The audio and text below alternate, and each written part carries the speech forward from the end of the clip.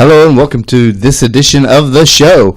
I'm your host, Brian Mellor. We got Tim over there running things behind the scenes. And it's my great pleasure to have Malik Jordan on the show today. Hey, Malik, how you doing, man? Pretty good. Thanks for having me.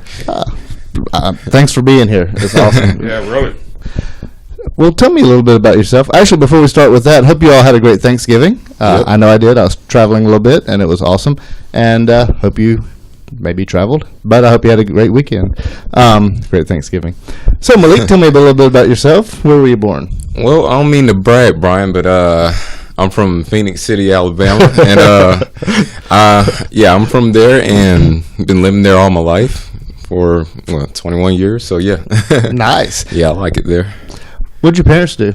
Well, my parents, my mom, she worked as a, working at Total System doing, customer service and stuff. Now she's at Aflac. And my dad, he was actually he owned a couple businesses. He was an entrepreneur. He's from cool. New York, and he came down here. So, yeah. And, and I work at a country club. Fun. So is it fun working at a country club? Well, it's actually great. I'm a valet driver, and I get to drive all the cars I ever wanted without actually paying for them. So that's great. That's what I'm talking about. Yeah. I'll turn in my application after the show. Now, were your parents funny at all? Well, my mom is. And I think she's funnier than I am, but I don't know. She's shy though, so I guess that's why she never actually, went for a comedy career. But yeah, My grandpa, he was pretty funny too. So yeah, that's where I get my sense of humor.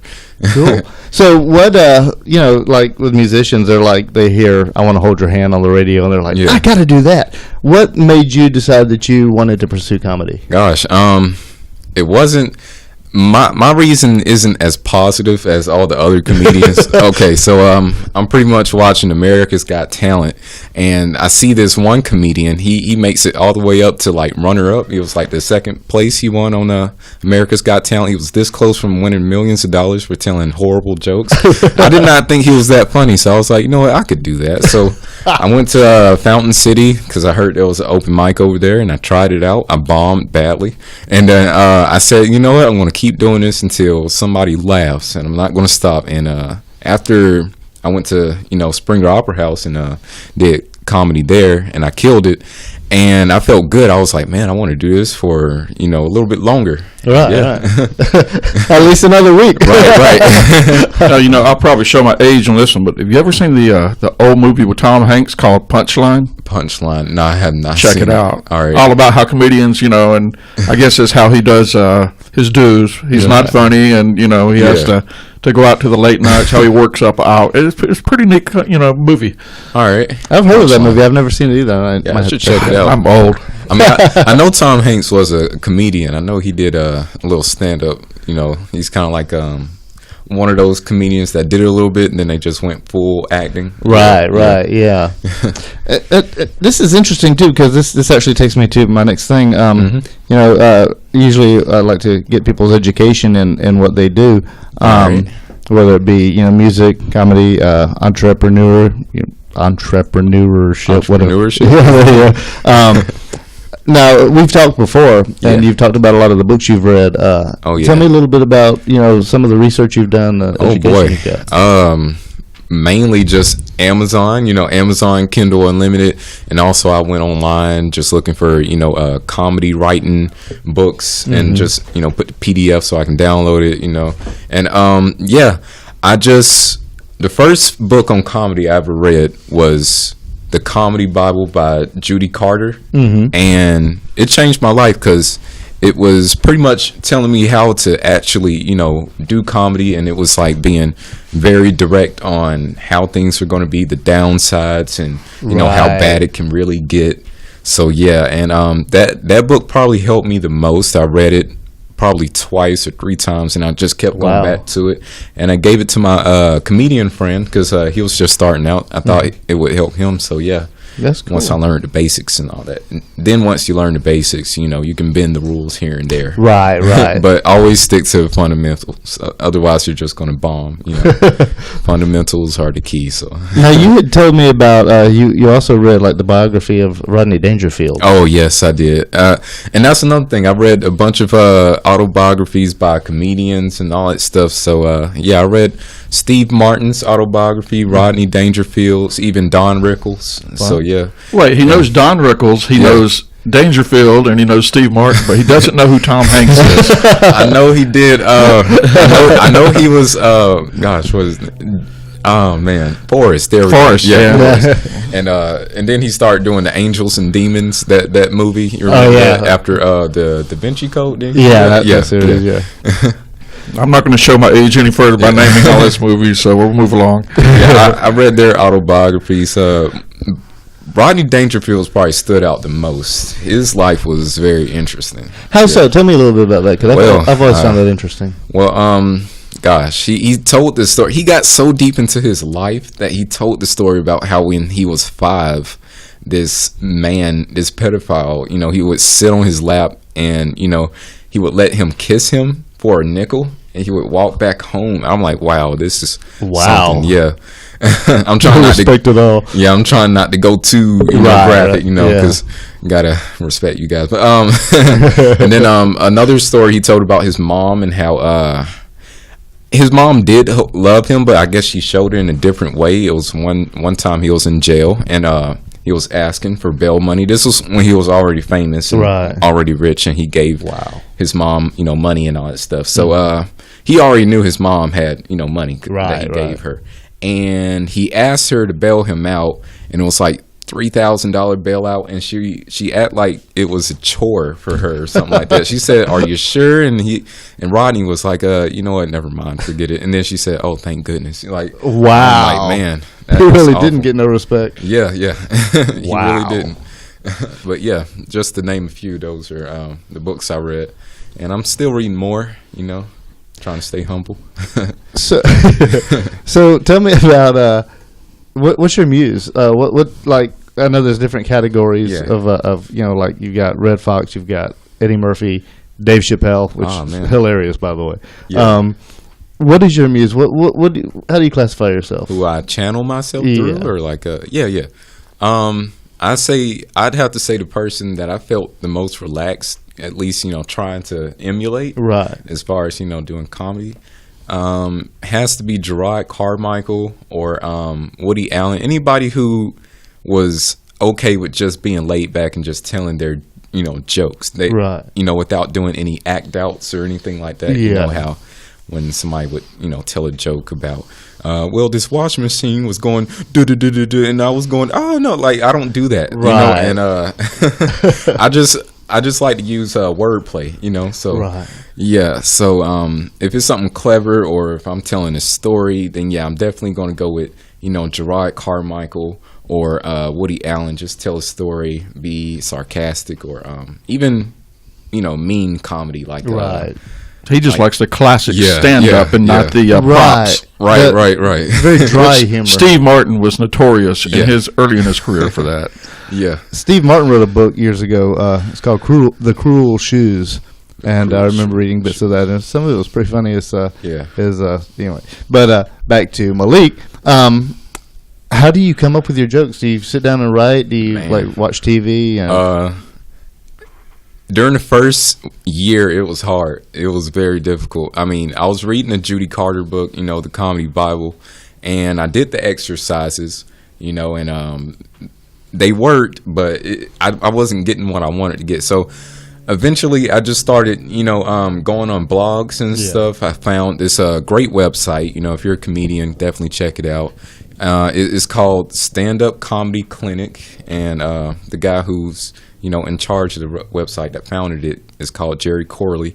And pretty much I would write a statement about my life. Right. And then I would find something funny about it. So let's say I have one joke about, the United States, and it somehow has something to do with me too. So basically, when the United States takes on all this debt that it knows it can't pay back, it's called politics. But when I do it, I get bad credit. So it's just things like that. So, how do you feel that your comedy has progressed or evolved since, say, your first joke? Gosh, that is a great question. I'd have to say, and I have a great answer for it.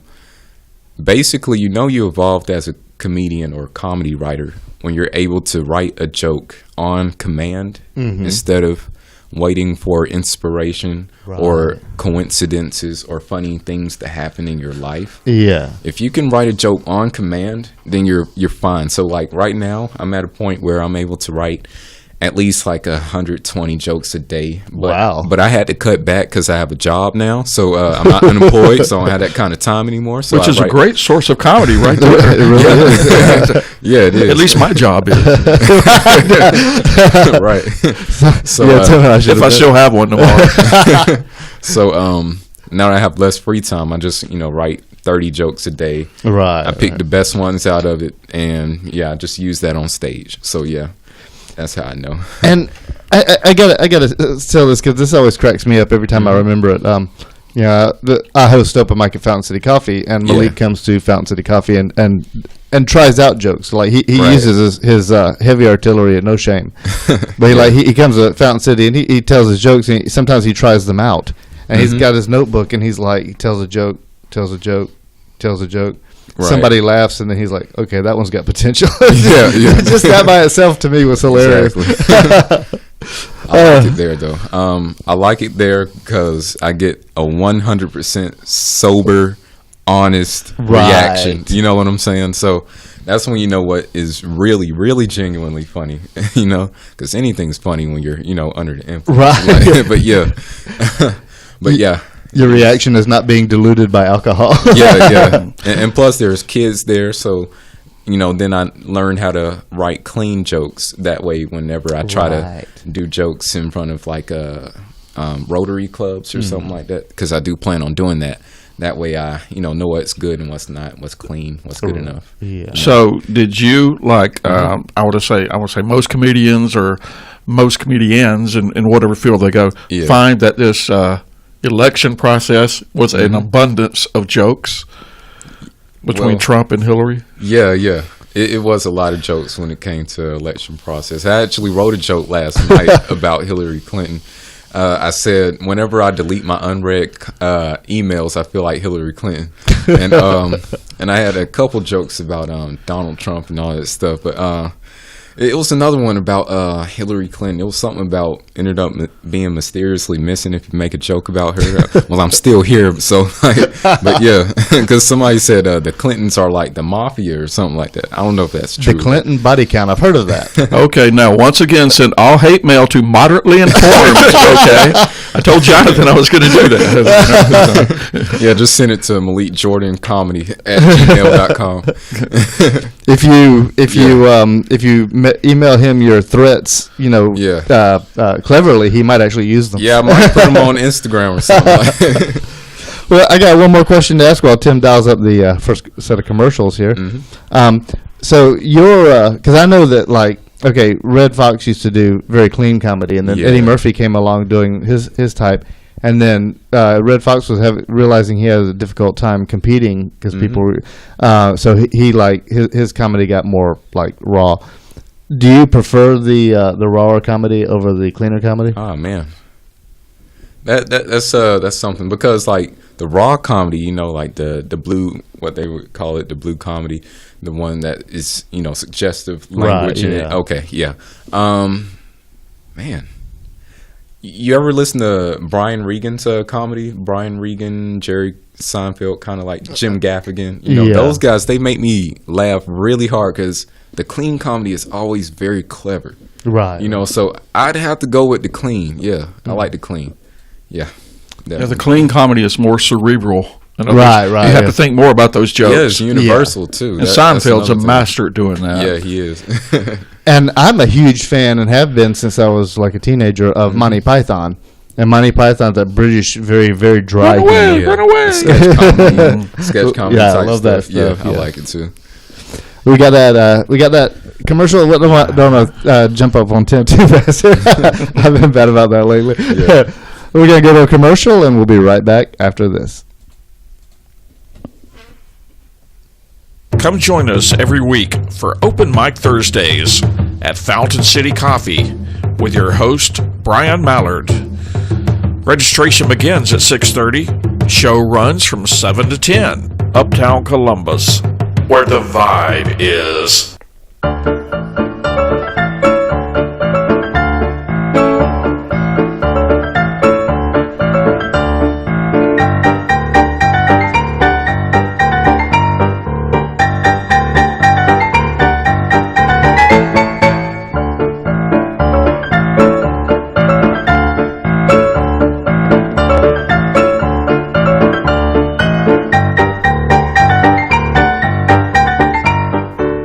Timeless beauty at the Gypsy Cherub, 3760 Woodruff Road, Columbus, Georgia.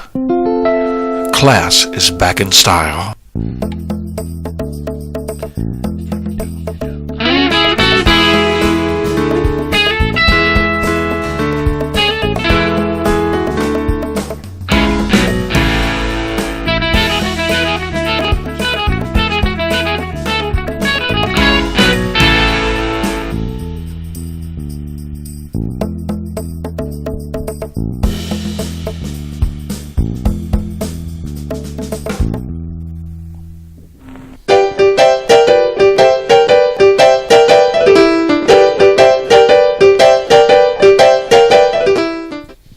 Hello and welcome back to this edition of the show. Special guest, Mr. Malik Jordan. Yep.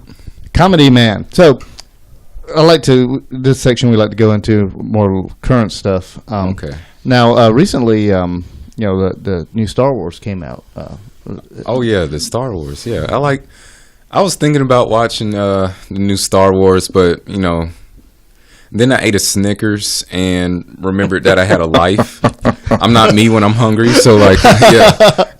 Thank you. The first guest like me that I could care less about Star Wars. I played the video games, but as far as like the talking and stuff, I'm good.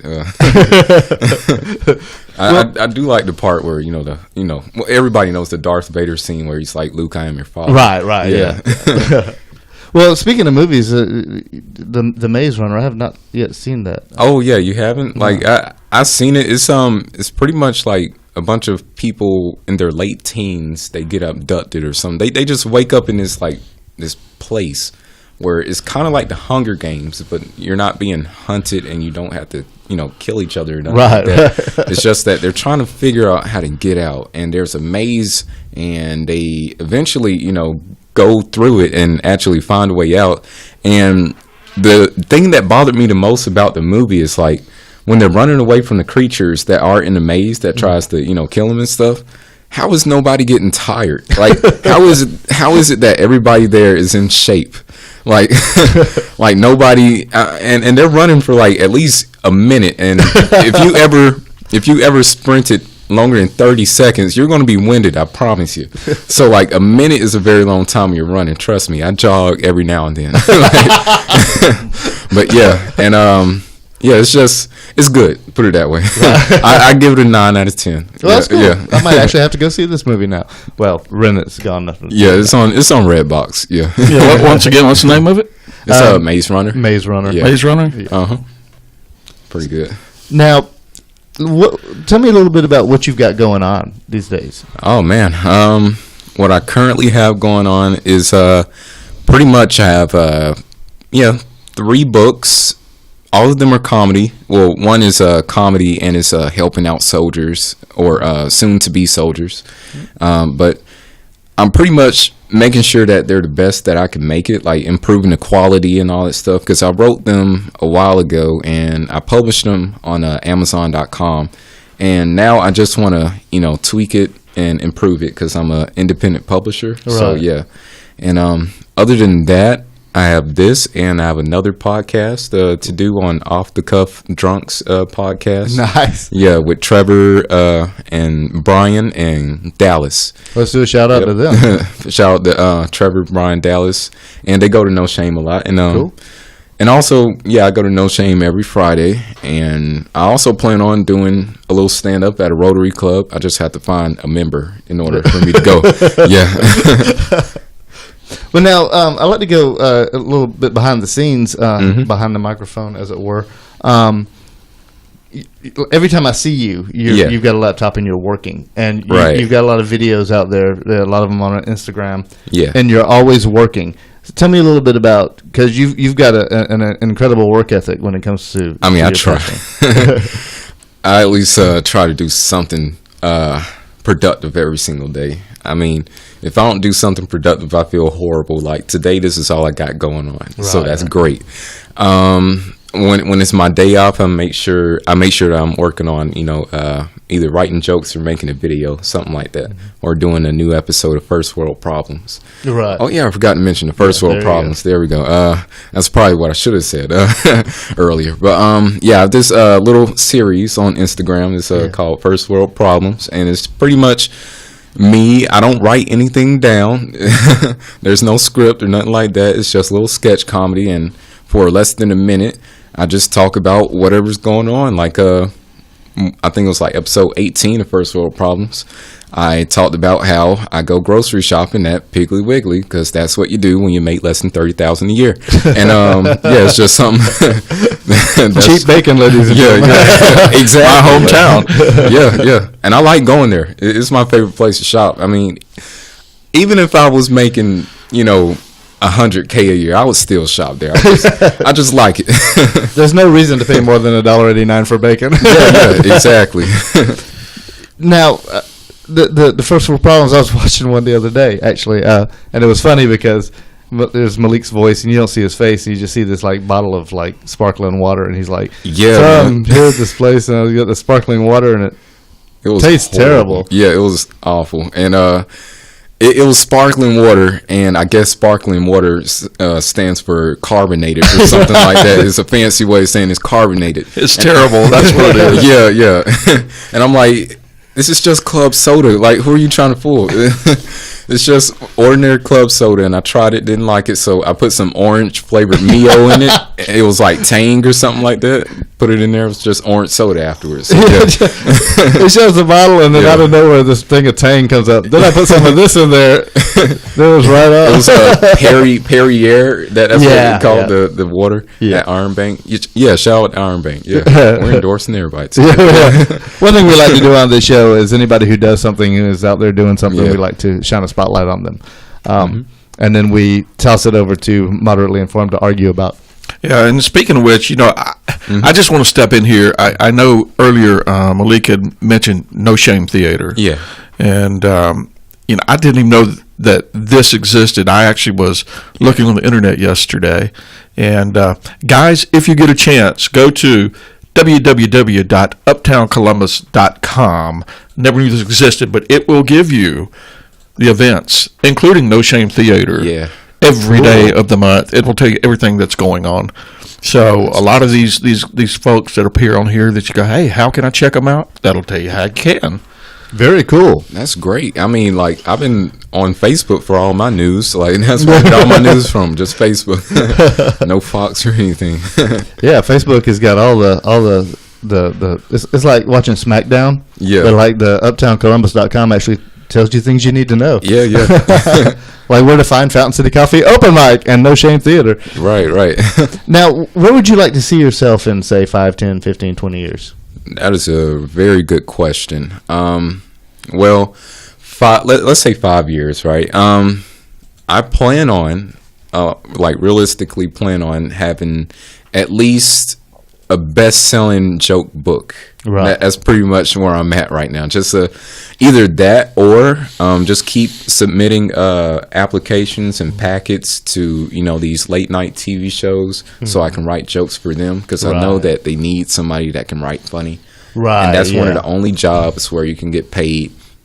First starting out, I think joke writers excuse me, joke writers get paid like $3,000 a week.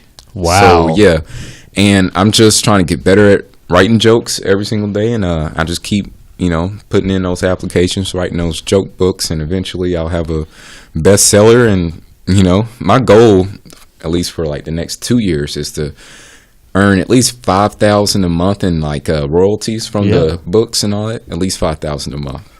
And I guess writing jokes is similar to writing songs, where you have to like get them copywritten and stuff. Yeah. Well, what I'm doing is I guess you can say I'm pretty much copywriting all my jokes by making these books. Right. But for the comedians who choose not to choose not to put their jokes in like any type of product, whether it be a book or a special, a 30-minute special, I feel bad for them, because if they tell a joke at an open mic, somebody could steal it and all that stuff. Yeah. At least when I make the book, I pretty much have it, copyrighted, digital rights all for me. Right. Yeah. I'm curious, Malik. I've been on your Facebook page, which we'll actually take a look at in a minute, and I noticed that I guess it was a friend of yours actually has a comedy EP coming out. Yeah. Have you ever thought of doing? I know you do your podcast, but have you ever just considered? I know you have the recording equipment, right? Doing a EP. I have thought about that, but I guess it's really just getting the jokes together. I have to write a script for it and all that stuff. But I could definitely do it right now. What I'm doing with my friend Ruben. I'm just doing stand up with him, and we just do little videos where we just put out the audio and we give it away for free at no shame. So and I put it on my YouTube channel. Everybody can see it. But I will do an EP, and if I do it, I'll give away for free, like everything for free. Pretty much. There you go. Get him while he is starting out, because if he gets to be a little bit big, he will no longer be for free. That is true. I try to do what Silicon Valley does instead of do the Hollywood approach. Because Silicon Valley, they believe in giving away as much things away as much free things away as possible, and that's what Google does all the time. And if I do sell something, it's going to be like in the minority. So compared to all the free content that I have. So I believe my first special will be free. Yeah. His first one. Yeah, the first one. You got to get out of that. He has to get out of that job at the country club. Right. Right. I would love to be able to do that. Right. To get out of my current job, not the country club. I love it there, though. I usually ask this of musicians, because musicians are so heavily influenced by other musicians. And I don't know how it is for comedians. I've got a friend of mine, Ronald Langford. I'd like to do a shout out to him. Good friend for years. Yeah. Every year we take a trip down to Panama City, and he always brings the Rodney Dangerfield tapes. We listen to it in the car. We listen to it in the room, because it's bloody hilarious. So, do you listen to other comedians? Are you walking around the house listening to? Yeah, I do. Well, when I'm in a bad mood, I like to listen to Jim Gaffigan, because it's like, I don't know, he's kind of like my spirit animal. I feel like me and him are on the same page about a lot of stuff. And I like to listen to Jim Gaffigan and Bill Burr, because he's like the rant comedian. And sometimes I do kind of do his little mannerisms, the way he talks about stuff. That's where I get a lot of inspiration. And I like pretty much Anthony Jeselnik. Cool. So whenever I'm doing something like I don't know, cutting the grass or something, I put Pandora on and choose a comedian that I like, and just get the yard done. Cool. I think we're about to go to another commercial here in just a second. Oh, not go ahead, Brian. Actually, I had something else. I had something else to do while you brought it up, so I wasn't throwing down on you that time. No. What should we call it?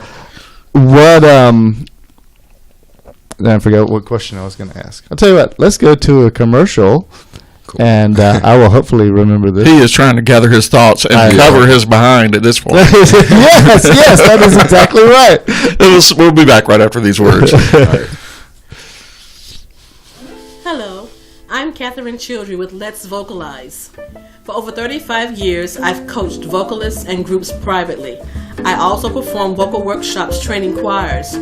I'd love the opportunity to show you how direction, discipline, vocal health care, and regular practice can drastically improve you, your group, or your choir's performance. Call me at 706-536-6123 or visit us online at www.letsvocalize.com. I'd love to help you offer your best gift. Yes, Toddy, the chocolate malt in a can. It's so good hot. It's so good cold. It hits the spot with young and old. Yes, Toddy pleases everybody. Delicious chocolate malted toddy, made with rich, real milk, not powdered milk. So come and get it, everybody. It's time to drink your chocolate toddy. Delicious.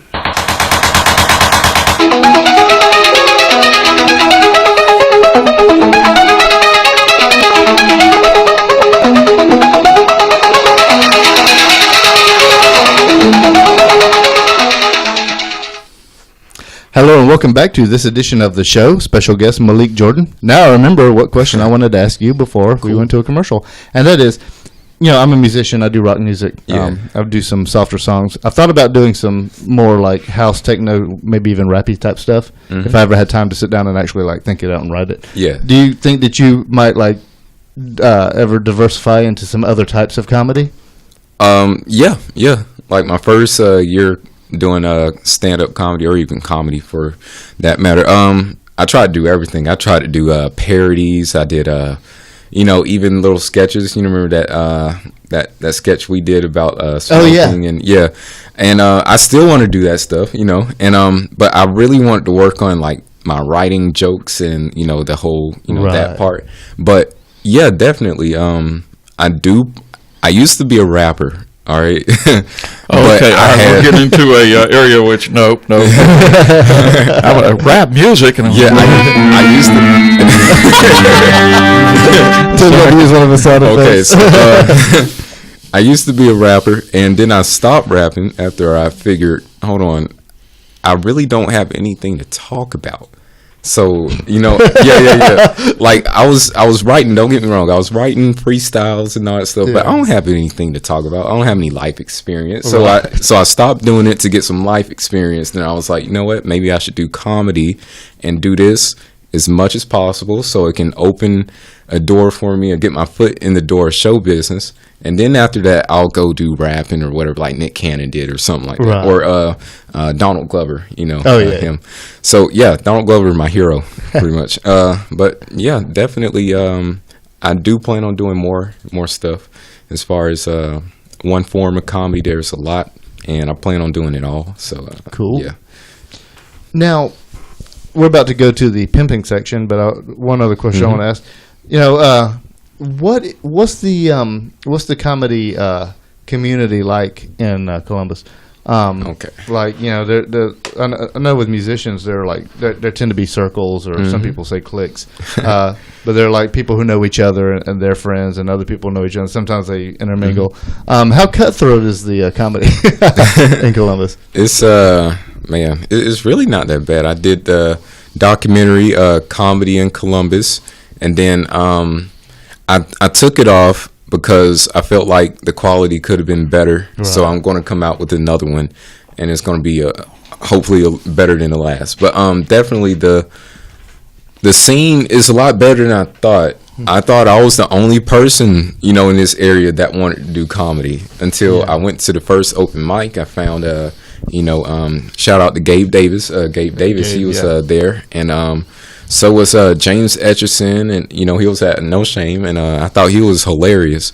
And also his brother Joseph Etchison also does comedy. And then there's Christy Snyder, shout out to them, and that's a lot of people compared to what I thought originally. Yeah. And there's many more, like Alan Chang and Ruben Martin, my cousin, my friend. I almost forgot him. That's awful. That's great.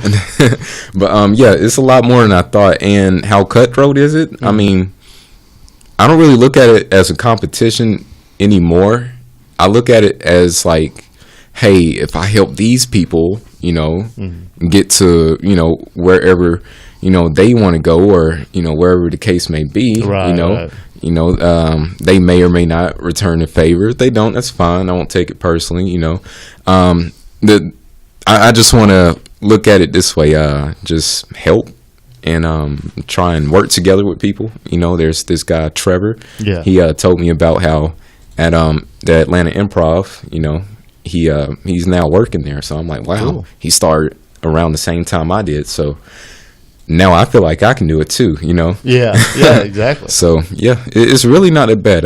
Everybody, gives each other advice. We all help each other. My friend Richard, he just started doing it, and so did Andrew. They just started doing it this year, and they're pretty good, way better than me when I first started. So, yeah. Cool. Well, I really just threw the word cutthroat in there for flavor, but Yeah. that's cool. But you know what? I would be remiss if I didn't give a shout out. We had a gentleman on a little while back, and especially with it doing with comedians. But he's the granddaddy of podcasts, at least in the area, and also the granddaddy of comedy, and that is Mr. Sam Beeman. Oh, watching Sam? Beeman, yes. You're the man. Sam does it all. He does comedy, improv, DJing. He's Nice. done quite a few things. He's a pretty cool guy, too. Uh-huh. He used to have a show called Light Talk, and you can actually purchase old episodes of that now, I believe. Light Talk. So Nice. He's a really cool guy. Now comes the pimping section of the show, where we like to get everything into one nifty little box, so everybody Pimping can section. all the lazy people can just like fast forward to this part of the show and see where they can find you. Right. Well, let's see. You can find me on Instagram. It's at Malik Jordan _comedy or Malik Jordan comedy. And you can also find me on Twitter, Malik J Comedy. And you can find me on Facebook, Malik Jordan Comedy on the Facebook page. That's probably the easiest way to get there. And that's where you can see all my, that's where you can see, I hit that, but yeah, that's where you can see all my videos that I do, or, merchandise. I also sell merchandise, but I try not to push it too much. I don't want to be too salesy, I just want to give away as much free stuff as possible. Also, what else you can find on the Facebook page, in the notes section on the Facebook page, you can find my books that I gave out for free. Cool. Like I copy pasted it and put both of the manuscripts on the Facebook page, so you can check that out. And if you're curious, and you can also check out my YouTube channel, Malik Jordan Comedy, and that website, Blogspot. Oh yeah, that's right. I almost forgot about that. And his Blogspot. Yeah, Malik Jordan comedy.blogspot.com, and that pretty much is the free version of my website.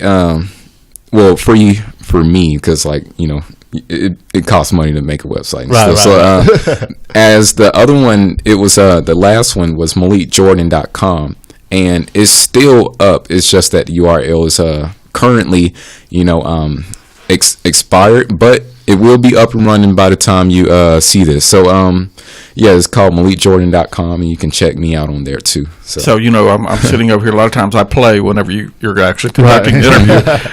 But it looks like his main two spots that can get you pretty much anywhere are on Malik Jordan Comedy Blogspot. Yeah, pretty much.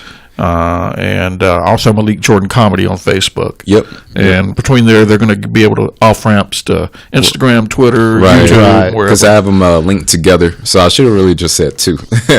Yeah. And on Instagram, because I follow him on Instagram, and he's frequently putting up little videos you can watch. Right. So you've got all your entertainment right there that you need. Pretty much. So, in case you don't want to know it, for those that are just tuning in, that is, I know it's a strange name, but Malik, Malik, Jordan, Jordan, Comedy, Comedy,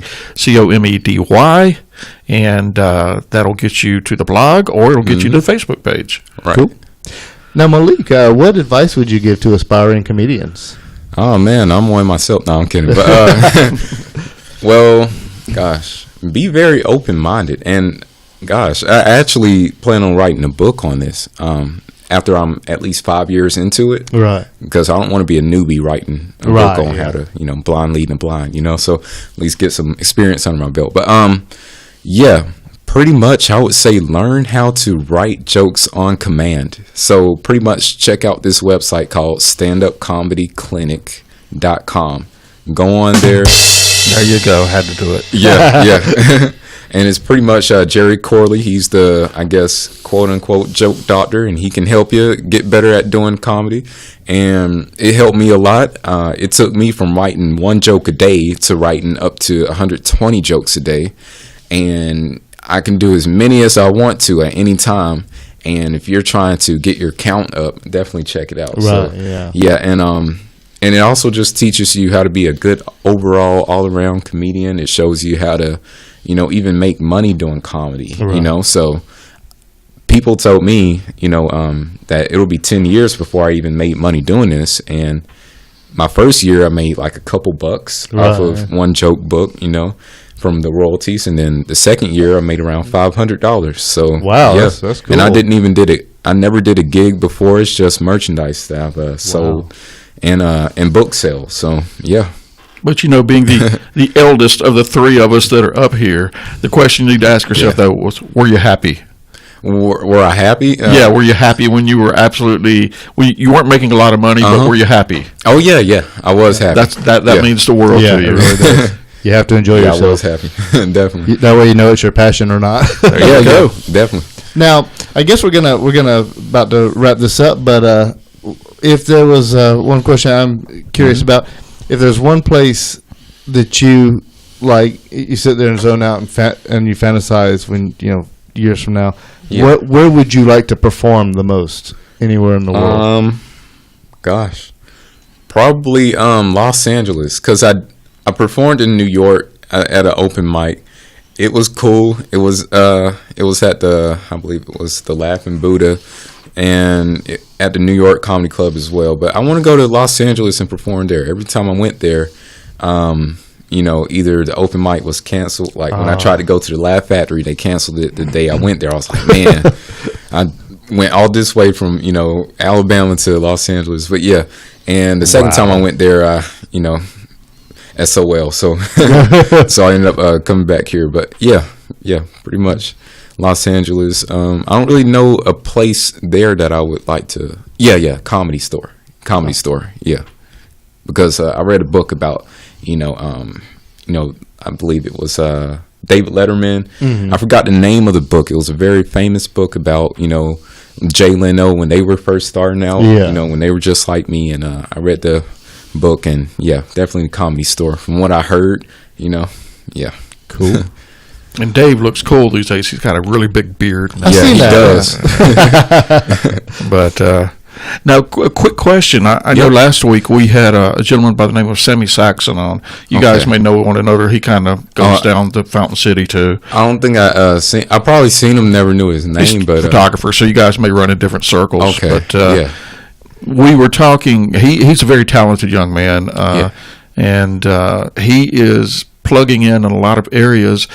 Do you see down the road, and this is a question for me, do you see down the road, say 10, 20 years, do you see comedy growing in the aspect of if a person has talent, or do you see technology playing more of a role? Man. I've actually thought about this a lot back when Vine was out there. Before they closed Vine, before Twitter closed Vine, I was worried about, what if Vine makes, an actual stand-up comedian obsolete, because of technology. But as far as talent, man, I don't really think you would actually need talent. I mean, talent gets you, but so far, I don't even think I have talent. I mean, this is just, it didn't come easy as far as like learning how to write jokes and stuff. But I think technology would have something to do with it, but I think comedians are here to stay, though. I mean, always, but it's just amazing to me. I sit here and look at people. Malik has one. Of course, he has several different social media sites, and he has his YouTube channel.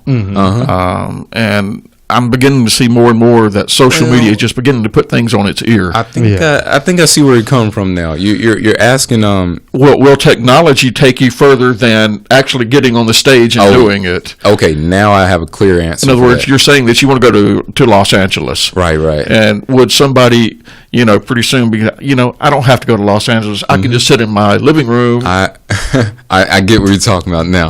I have a much more clear answer for that, and I know this for sure now.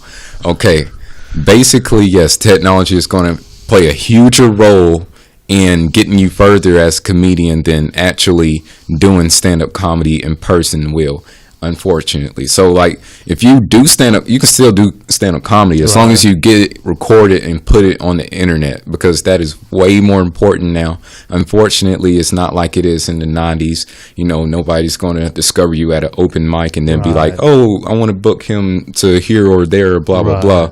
It's not like that anymore. Of course, there are exceptions. Good for them. God bless them. But, YouTube, websites like that definitely going to have a bigger role than. Yeah, so I see the artistic role and whatever that artistic is, whether it be music, comedy, writing, whatever. Yeah. And technology, you're actually going to have to learn that to grow. Right. Yeah. You really are. There's a lot of great comedians out there that are, I guess, stuck in their ways, don't want to, do the whole. Yeah. There's a lot of great comedians that just don't want to make a YouTube channel, even though it could triple their income. Right. But, got to have the YouTube, man. Yeah. The Instagram is big. Or, anything on the internet. Yeah. Period. So, whatever medium that's popular at the time, because who knows, YouTube may not be as great as it is now. Maybe something may take its place. Maybe dailymotion.com or Vimeo or something like that. So, yeah. Yeah, look at MySpace. So Exactly. I still have a MySpace page out there somewhere. Right. Go listen to some old songs, and maybe Facebook will, outdo YouTube. You never know. You never know. Facebook Live could evolve into something cool. Mark Zuckerberg. Well, Malik, I really appreciate you coming thanks on the for show. having me. We've been trying to get Malik on for a while. He's always got to work, so my schedule. Hardworking man there. Yeah, very hardworking man. And Tim, you got anything else? No, actually, except I don't know if you guys saw it, but we have our Christmas decorations. We have our Christmas tree. That's it. Oh, that's Call me Charlie Brown, okay? But that's all we have. But hey, we're going to carry that out through the month. And Brian said it earlier. We hope everybody had a great Thanksgiving and have a great holiday season, because I know this month it'll just carry on through. Yeah. And we hope you spend time with your family, and we hope that we are part of that family, and you can catch us here every Sunday afternoon. As a matter of fact, I've been talking to Brian, and I do believe starting next Sunday we're going to try to go back live. That would be so cool. we can have interaction between our audience, and they can ask questions. Nice. It'd be awesome. Yeah, it would. And we look forward to hearing from you. Yeah, I wouldn't mind coming up again. Oh yeah, definitely. We definitely have you back up again at some point. Cool. Well, until next time. The Show. I'm Brian Mallard, Tim, and Malik Jordan. Finger guns.